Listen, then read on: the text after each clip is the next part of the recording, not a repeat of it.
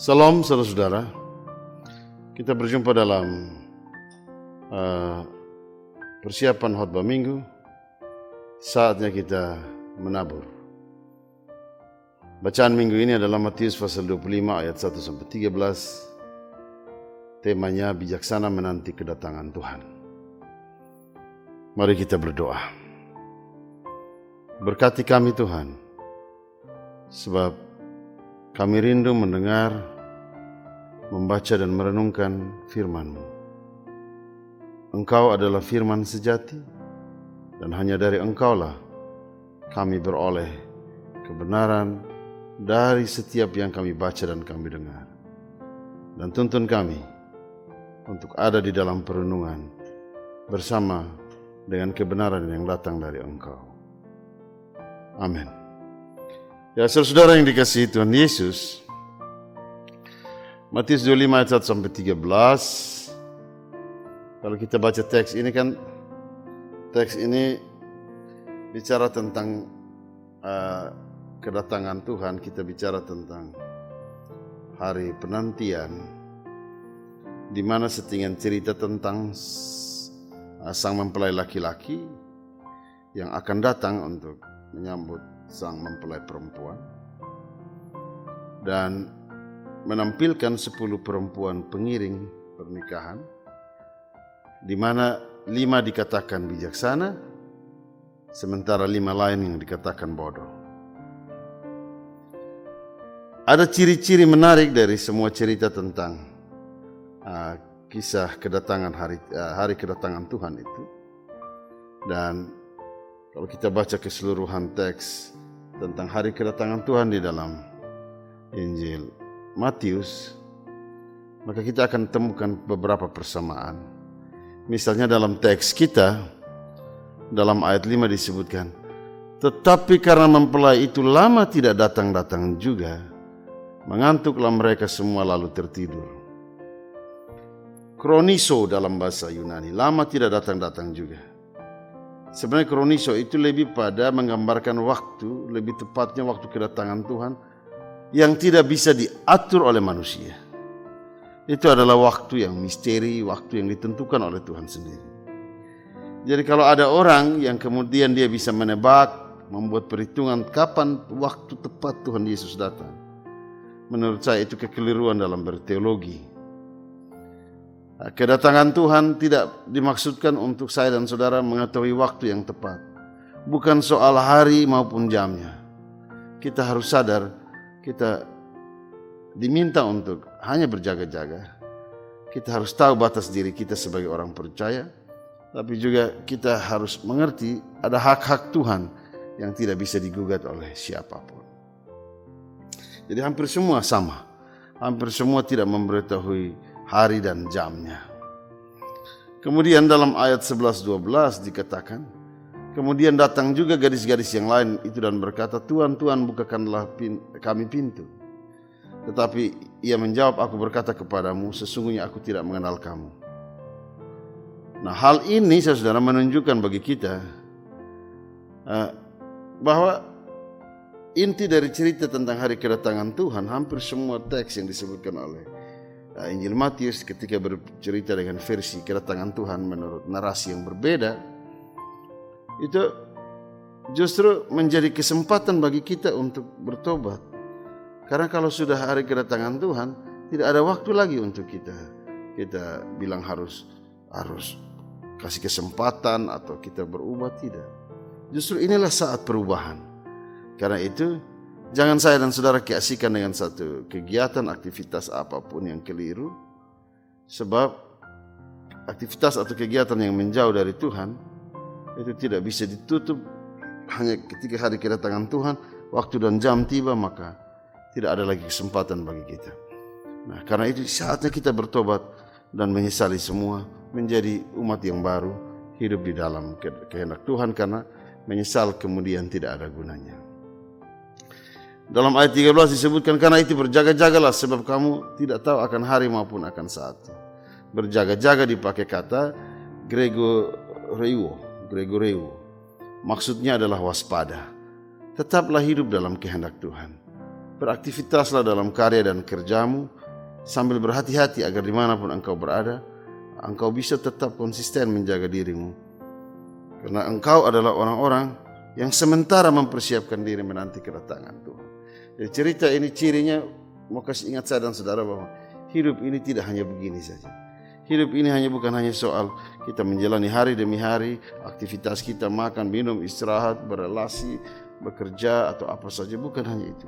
Hidup kita adalah juga menanti kedatangan Tuhan. Kita adalah komunitas orang-orang yang sedang siap menanti kedatangan Tuhan. Nah, misalnya saudara, kalau kita banding Matius 24 ayat 45 sampai 51, dia di situ teks itu Tuhan Yesus menjelaskan bagaimana ketika dia kembali itu dia ingin menemukan murid-muridnya itu sedang benar-benar mengerjakan tugas yang diberikan kepada mereka. Jadilah hamba yang setia dan bijaksana. Dia tahu kapan Tuhan datang. Nah, Tuhannya akan datang. Karena itu dia terus beraktivitas memberi makan dan merawat sesama budak-budaknya atau hambanya. Jadi dia menggunakan waktu ketidakhadiran Tuhannya justru untuk berkarya memenuhi misi dari Tuhannya sendiri. Dan harusnya itu yang difokuskan. Apa perintah Tuhan bagimu, fokuskan itu. Tuhannya akan kembali menemukan dia dalam aktivitas kerja yang telah ditentukan. Mungkin saja jamnya tidak diketahui. Sementara dalam teks itu kan budak jahat menafsirkan penundaan tuannya yang berkepanjangan dengan sangat berbeda. Karena dia pikir Tuhannya masih datang, berasumsi waktunya masih nanti di masa depan. Dia juga bilang itu kan hanya peringatan. Jadi kalau dia peringatan begitu dekat-dekat baru saya kasih makan, dia tidak tahu. Padahal salah, ini keliru.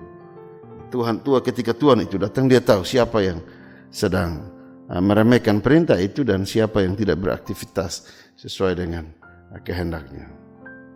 Masa saudara,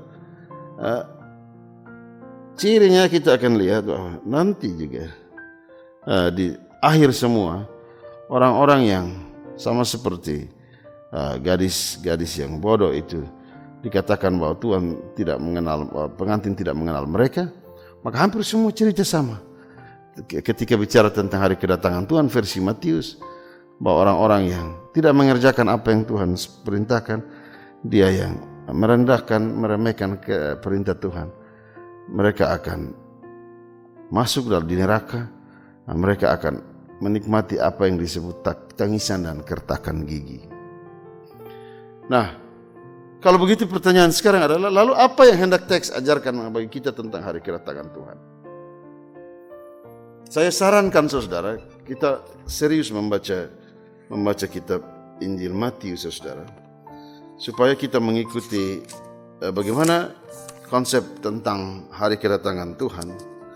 Di pasal 24 mulai dari ayat 1 sampai dengan pasal 25. Jadi 24 ayat 1 sampai pasal 25 ayat 46. Itu semua sedang bicara fokus tentang hari kedatangan Tuhan. Nah, kalau kita lihat menurut versi Injil Matius saudara, kita mulai dari pasal 24. Hari kedatangan Tuhan itu dimulai dengan apa yang disebutkan permulaan penderitaan. Itu ada penganiayaan, ada peperangan di situ, ada kabar-kabar buruk. Ada orang-orang yang datang dengan berita-berita hoax menyesatkan. Semua itu disebutkan sebagai permulaan. Ada banyak muncul nabi-nabi palsu. Kehilangan kasih, kedurhakaan makin kuat di situ. Kalau saudara baca di Injil Matius pasal 24. Kemudian juga akan terjadi perbuatan-perbuatan keji, tapi terutama ada siksaan yang berat terhadap nabi-nabi palsu. Mereka akan menyesali kehidupan mereka, orang-orang jahat itu akan menyesali kenapa mereka dilahirkan. Mengerikan saudara. Dan ada berita palsu, ada hoax, ada peperangan, ada permusuhan, tapi juga ada konsekuensi dari akibat kejahatan yang dilakukan. Orang merasa dia merasa menyesal ketika kenapa dia harus hidup, dia mesti lahir. Dan hal-hal seperti ini saudara, justru ini menunjukkan satu keadaan yang menggambarkan satu keadaan yang menakutkan sama sekali. Nah, kita baca juga bagaimana hari kedatangan Tuhan itu juga kita belajar dari alam misalnya. Ada berita macam-macam, tapi di teks kita misalnya dalam ayat 29 sampai 36 kita lihat ada gambaran, ada kelaparan, gempa bumi, tapi ada tanda-tanda alam, tanda matahari menjadi gelap, bulan tidak bercahaya. Itu disebutkan di situ bahwa anak manusia akan ada di atas awan, datang dengan kemuliaan. Ada malaikat yang datang kemudian memisahkan orang benar dan orang jahat. Bayangkan saudara, tidak ada cahaya di situ, di langit. Lalu tiba-tiba anak manusia muncul dengan segala kemuliaan. Kita seperti melihat sesuatu yang besar. Fokus kita kan selama ini di angkasa itu kita lihat bulan, bintang, matahari, macam-macam planet di situ kita lihat, macam-macam bintang kita lihat, keindahan. Tapi hari itu akan ada fokus di mana hanya ada anak manusia di situ dan malaikat datang untuk memisahkan orang benar dan orang jahat. Ini juga sesuatu yang mendebarkan kita. Ini satu keadaan ketika itu benar-benar terjadi, saudara-saudara. Keadaan itu kita ada dalam keadaan yang was-was, kita ketakutan. Kemudian bilang di teks lagi bahwa kalau ketika hari penghakiman itu jadi, saudara, kalau ada dua orang sedang berjalan atau bekerja, nanti satu yang diangkat. Nah, kita bayangkan bahwa kalau misalnya kita jalan dengan istri, siapa yang diangkat tuh? Misalnya gitu. Kalau tiba-tiba istri yang pergi, kita juga, aduh Tuhan ini saya sendiri, atau suami, atau kita dengan anak, siapa yang diangkat? Jadi ini gambaran-gambaran bagi kita bahwa tidak main-main soal penghakiman akhir itu. Hari kedatangan Tuhan itu tidak main-main. Saudara harus siap. Itu sesuatu yang harus membuat saudara siap. Itu sungguh menakutkan bagi kita. Sebab ketika itu tidak ada kesempatan lagi. Ada aktivitas kerja yang melelahkan. Harus bungakan talenta kalau kita baca terus. Tidak ada yang main-main. Hamba-hamba harus memberi makan. Hamba yang baik memberi makan. Dia mengurus orang. Dia mengurus apa yang Tuhan suruh dia kerjakan. Kemudian kita juga harus memperhatikan yang sakit, yang dipenjara, orang asing. Memberi makan yang lapar, memberi minum yang haus. Kalau itu kita tidak lakukan, ketika hari penghakiman, kita akan dapat bagian. Jadi soal ketaatan tidak bisa. Hari penghakiman itu bicara tentang ketaatan. Tapi semua kesan-kesan itu menunjukkan bahwa tidak boleh main-main. Tidak ada waktu ruang, waktu longgar bagi kita untuk buang kesempatan itu. Ada kesan peringatan dan ada pesan keras. Sebab ini ada kaitan dengan penghakiman dan hukuman. Nah, dari semua cerita kisah hari Tuhan, menurut versi Injil Matius, justru di teks kita inilah, teks ini membedakan kisah kedatangan Tuhan dalam versi cerita.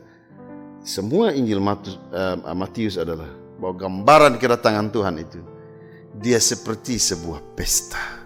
Jadi, kalau yang lain itu kesannya itu ada ketakutan, pokoknya ada hukuman, ada malaikat datang, ada kabar-kabar yang menakutkan. Tapi justru gambaran kedatangan Tuhan menurut versi kita adalah kedatangan Tuhan itu seperti sebuah pesta. Sang mempelai laki-laki datang berjumpa dengan mempelai perempuan.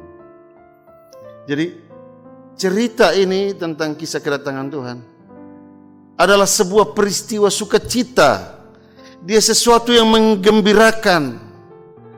Karena kedatangannya seperti sebuah pesta. Ini teks hebat di situ, saudara. Hari kedatangan Tuhan itu seperti sebuah pesta. Saudara boleh beraktivitas, saudara boleh punya gambaran yang menakutkan karena nanti siapa yang dibinasakan. Tetapi kita tidak boleh hilang sukacita, sebab ini sesuatu yang menyenangkan, menggembirakan. Saudara, saya yakin ketika seroja menghantam NTT, semua yang terdampak, terutama orang-orang, siapapun, mereka akan menyebut nama Tuhan. Begitu rumah dong pohon dong mulai rubuh, semua bilang Tuhan Yesus, semua akan sebut. Kenapa?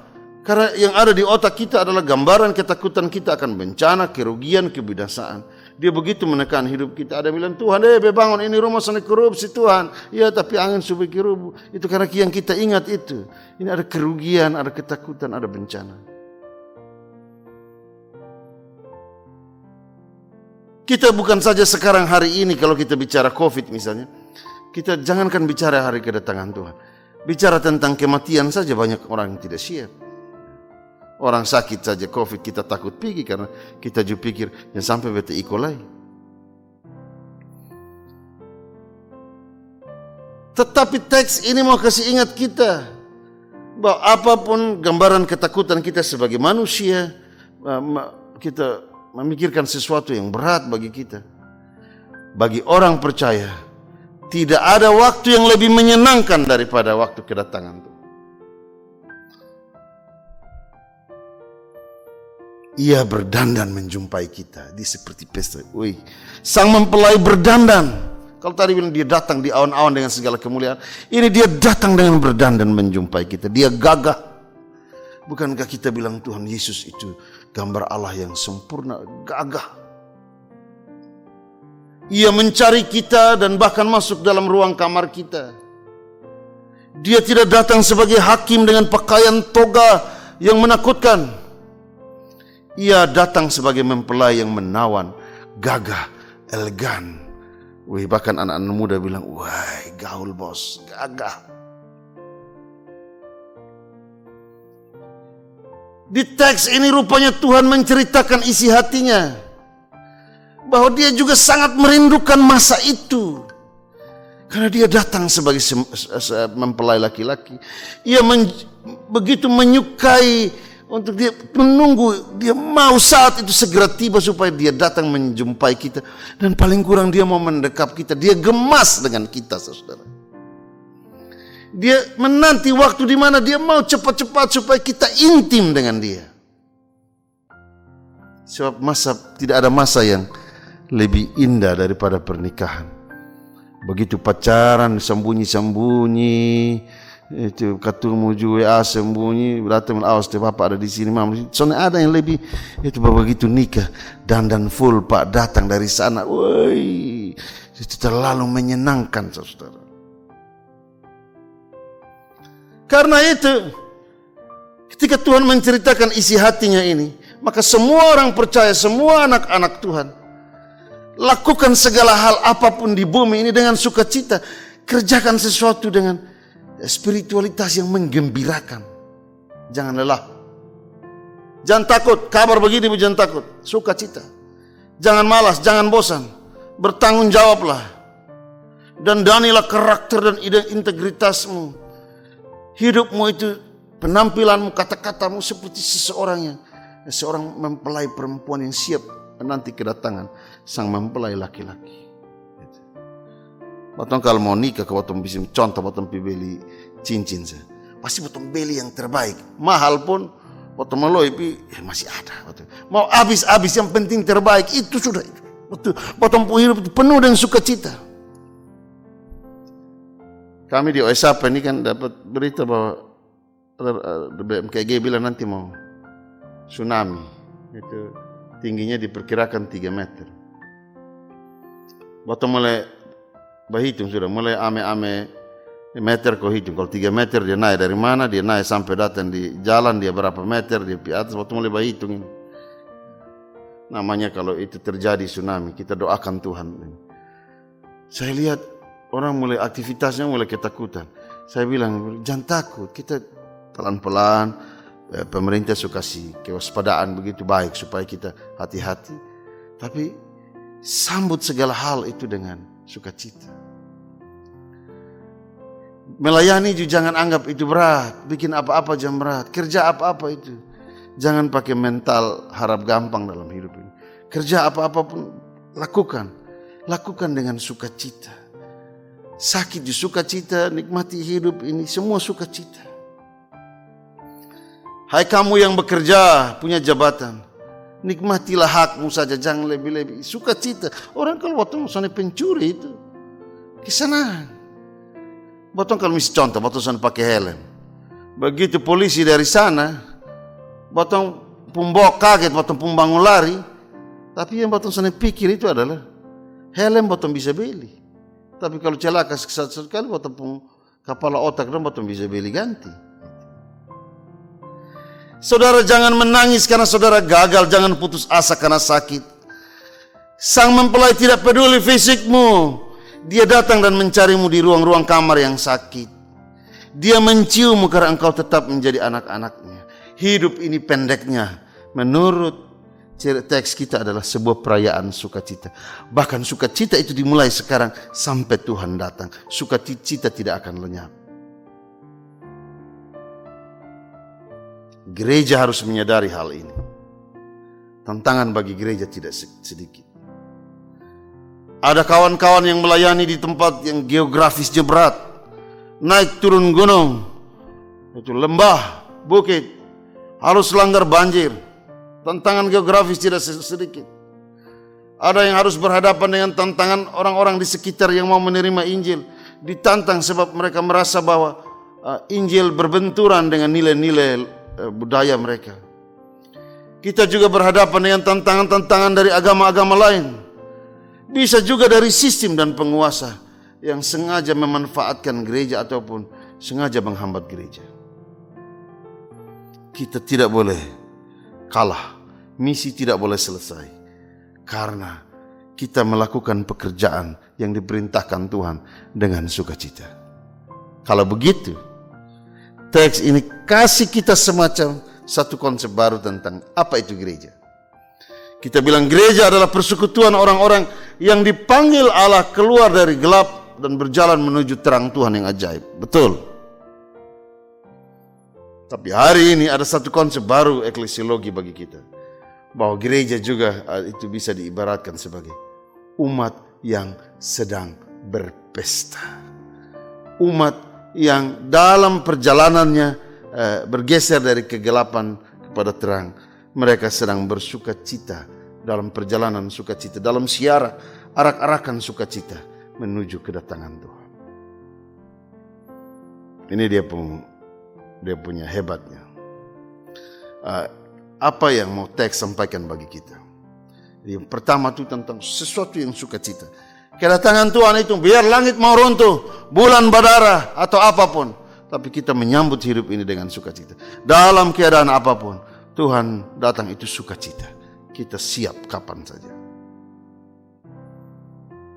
Teks ini juga mau bilang bahwa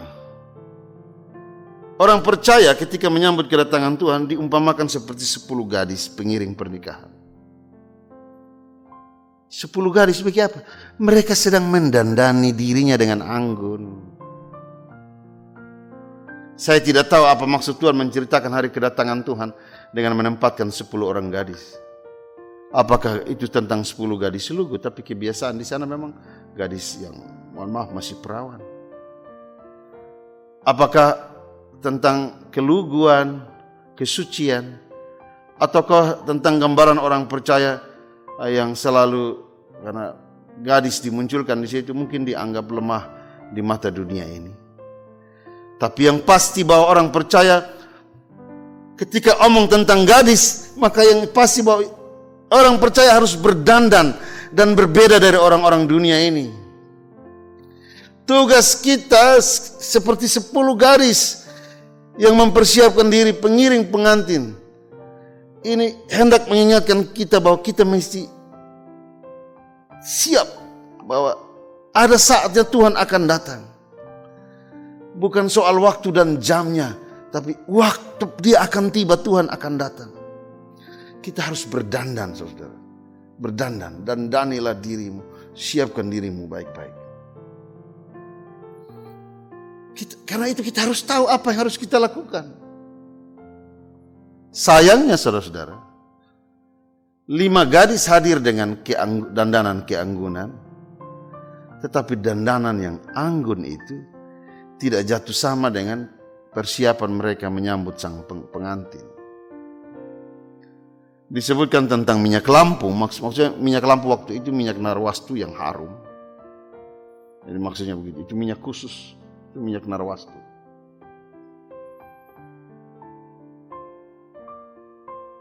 Bukankah ini mau kasih tahu kita bahwa banyak orang percaya dandanan hidupnya itu, dia penampilannya itu terlihat anggun, namun hidupnya tidak harum. Dia berdandan tapi dia tidak siap minyak narwastu itu. Mereka hanya jadi orang percaya yang menang dalam make up. Apa? Tapi orang bilang apa? Kecantikan, inner beauty, pancaran kecantikan dari dalam, atau iman yang datang dari ketulusan hati tidak ada.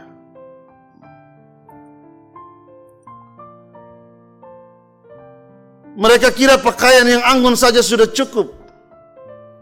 Orang percaya termakan oleh yang gagah-gagah saja. Kalau gagah sebetul itu, sebetul. Pokoknya yang penting penampilan bagus itu. Pokoknya buat style siapa mau tahu lah itu begitu. Mereka menghabiskan waktu sama seperti orang-orang dunia ini. Ketika waktunya tidur, mereka tidur. Mereka lupa sesuatu yang utama, keharuman, persiapan minyak. Bahkan ada kesan mereka tidak bawa minyak. Yang mau bilang mereka meremehkan iman sejati.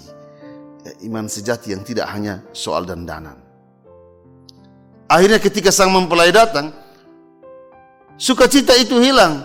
Sebab mereka hanya berdandan, mereka tidak siap sesuatu yang utama. Mereka tidak pikir itu minyak. Maka mereka mulai fokus cari minyak. Sukacita panggilan mereka sebagai para pengiring pengantin yang harusnya menyambut sang mempelai itu hilang karena harus cari minyak. Mereka tidak punya kesempatan untuk menatap muka sang mempelai laki-laki, untuk menemukan senyum sang mempelai laki-laki yang manis. Mereka kehilangan waktu untuk mendengar ucapan sang mempelai laki-laki yang menyenangkan, yang penuh dengan asmara kerinduan. Nanti ketika dia datang, dia akan bilang, betapa cantiknya engkau. Yang mereka lihat itu justru hari kedatangan Tuhan menjadi malapetaka karena mereka panik, sukacita mereka dirampas. Mereka tidak lagi punya waktu untuk berjumpa dengan dia. Nah, di teks ini saudara kita lihat, di waktu itu kita menemukan ada dua hal yang mereka lakukan untuk berjumpa dengan sang mempelai. Pertama, mereka minta minyak.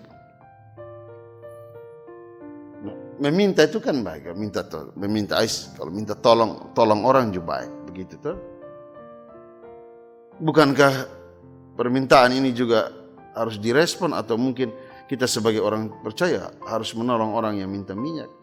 Sabar dulu saudara, ini tentang kedatangan Tuhan.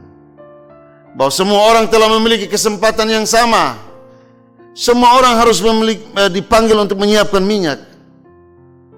Tetapi pada saat itu, 5 gadis yang tidak mau memberi minyak, itu sangat tepat. Apa artinya? Kenapa? Menjelang hari kedatangan Tuhan ini, keselamatanmu tidak boleh direnggut oleh siapapun. Bahkan mungkin itu semua rayuan permintaan itu datang dengan dasar Alkitab yang kuat. Tidak boleh direnggut oleh siapapun. Sebab itu keyakinan kita. Jangan keasikan berdandan ini dan itu. Saudara lupa sesuatu yang paling utama. Hatimu tidak boleh direbut oleh apapun, saudara. Gereja tidak berkompromi dengan hal-hal yang membodohkan panggilan kita sebagai pelita bagi kehidupan ini.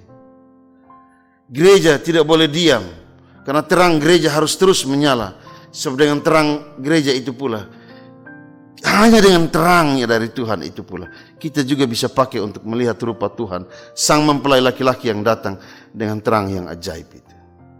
Itu pertama. Kedua, karena tidak siap minyak, mereka pergi membeli minyak.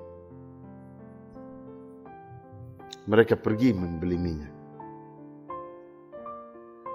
Mereka masih punya sesuatu yang bisa mereka beli. Tapi ketika mereka pergi, apa yang terjadi?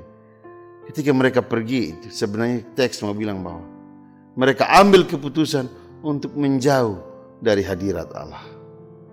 Mereka tidak terpesona, terpikat oleh kegagahan sang mempelai sejati, tapi mereka terpesona, terpikat oleh dunia ini. Mereka keluar dari ruang istimewa yang telah disiapkan. Mereka melepas satu tempat hadirat Tuhan yang disediakan secara spesial bagi mereka. Mereka mencari minyak. Dan begitu kembali, sayangnya pintu telah tertutup. Mereka berteriak, bukalah pintu.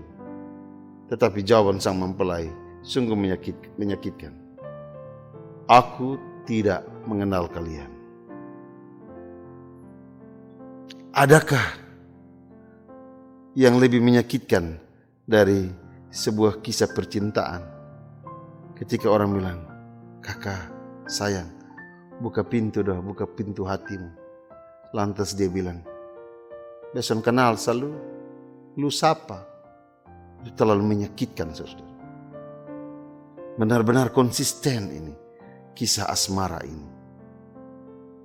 Saudara, kalau saudara lihat, ada janji Tuhan yang indah. Kita bisa baca dalam Yesaya 46 ayat 4 dan 49 ayat 16. Saya mulai dari ayat 49 ayat 16. Lihat, aku telah melukiskan engkau di telapak tanganku. Tembok-tembokku tetap di ruang mataku, bahkan tembok-tembokku tetap di ruang mataku. Lihat, aku telah melukiskan engkau di telapak tanganku, tembok-tembokmu tetap di ruang mataku. Allah melukis kita di telapak tangannya dan matanya selalu menatap pada kita. Di Yesaya 46 ayat 4 Tuhan bilang, sampai masa tuamu aku tetap dia, dan sampai masa putih rambutmu aku menggendong kamu. Aku telah melakukannya dan mau menanggung kamu terus. Aku mau memikul kamu dan menyelamatkan kamu. Ini janji yang manis bagi orang percaya. Tetapi jawaban sang mempelai berbeda. Aku tidak mengenal kalian. Ketika hari kedatangan Tuhan, ketika kita tidak siap sesuatu yang penting, hati kita betul-betul tidak berarah pada Dia, hidup kita menjauh dari Dia. Nama kita pada saat itu pun telah dihapus dari telapak tangannya.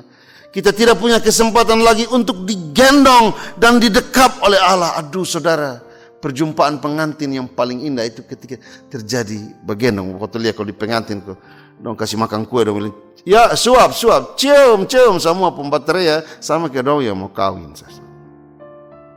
Tapi semuanya terlambat. Minyak telah habis. Sang mempelai laki-laki pergi dan pintu terkunci. Itulah makna kebodohan. Gereja menjadi bodoh karena terlampau memikirkan busana dan maaf, terlalu fokus pada gedung-gedung yang mewah, semua yang serba mewah. Boleh semua yang mewah, saya tidak bilang tidak boleh mewah. Tapi awas, ketika kita terlalu mewah, kita tidak punya cukup minyak narwastu, minyak keharuman. Bersekutulah, silakan, bangunlah persekutuan. Tapi ingat, di dalam persekutuan itu segala keegoisan harus disingkirkan, supaya yang ada dalam persekutuan itu adalah nama Tuhan yang harum. Gereja-gereja menjadi bodoh manakala kehilangan pemberitaan tentang eskatologis kedatangan Tuhan. Kita jangan juga terlalu larut di dalam bicara tentang masa lalu atau hari ini juga.